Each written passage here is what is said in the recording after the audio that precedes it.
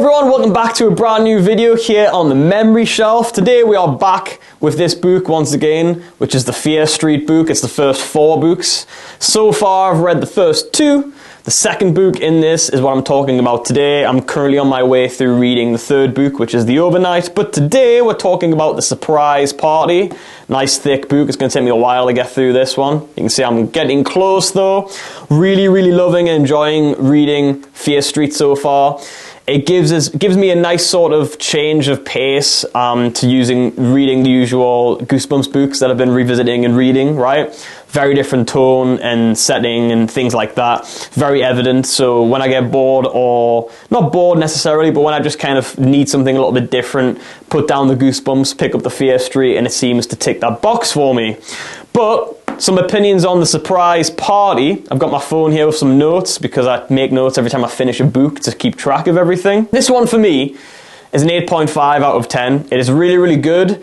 I don't know if I necessarily enjoyed it as much as the first book, which is The New Girl. I don't know if it was the story or the characters, but I feel like there was something that just maybe wasn't as intriguing as much for me. I wasn't flipping the pages in anticipation as much as I was with The New Girl, I feel like, personally. That has changed yet again with The Overnight, which we'll get to when we get to that video, of course. I'm definitely vibing with that one quite a lot at the minute, and I'll drop my opinions for that when it comes to it. But yeah, so what I wanted to say was I'm spotting a trend when it comes to some of these Fear Street books. Not so much in the 3rd book that I've started, but that trend being there's a lot of lead up throughout the first kind of over a half of the book at this point until the last few chapters, really. Everything comes to, in the last 2 books, the first 2 books, The New Girl and Surprise Party, everything comes to like a big massive sort of climax and conclusion in like the last 1, 2, 3 chapters of the book. And sometimes this is good and sometimes this works if there's enough suspense kind of keeping it going up until that point. I feel like there was quite a bit more suspense in that aspect with the first book, The New Girl, and I feel like there maybe wasn't as much of that anticipation and suspense with The Surprise Party in particular. There's more suspense in terms of with The New Girl, you kind of almost predict what's going to happen in the first chapter or 2. It's quite clear, it's quite obvious.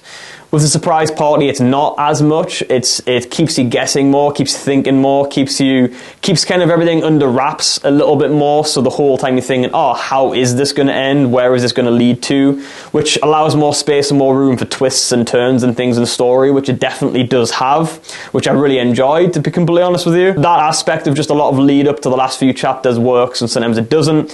With this one, I feel like it maybe didn't work as much as it did with the first book, like I say. Either way, it's still a pretty compelling story. I mean, it's R.L. Stine, right? R.L. Stine knows what he's doing. He always has, he always will, when it comes to horror and just storytelling in general. Really good read from start to finish. Still some really good, compelling characters in there. Finish one chapter and it's hard to put it down. You want to keep reading. I really enjoyed the experience of reading Surprise Party. Like I say, in comparison with The New Girl, I think those aspects of The New Girl that maybe clicked with me a bit more. It was a bit more of a streamlined, simple story, which I feel really helped and really worked. With The Surprise Party, it kind of breaks it up into different sections, and it like kind of gives you people behind the curtain, which is an interesting chapter where it kind of gives you the chapter from the perspective of the villain, but you don't know who it is yet. So that kind of aspect was kind of interesting, but I feel like it just kind of jumps around and moves around maybe a little bit more, maybe a little bit too much at times. I don't know. It's all opinion, right? It's all up for debate as far as those things are concerned, but that's my thoughts, that's my feelings, that's my opinions anyway on the Surprise Party Fear Street series.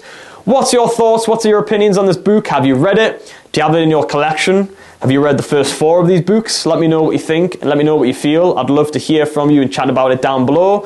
Otherwise, I'll see you in the next book review, of course. Awesome. Peace.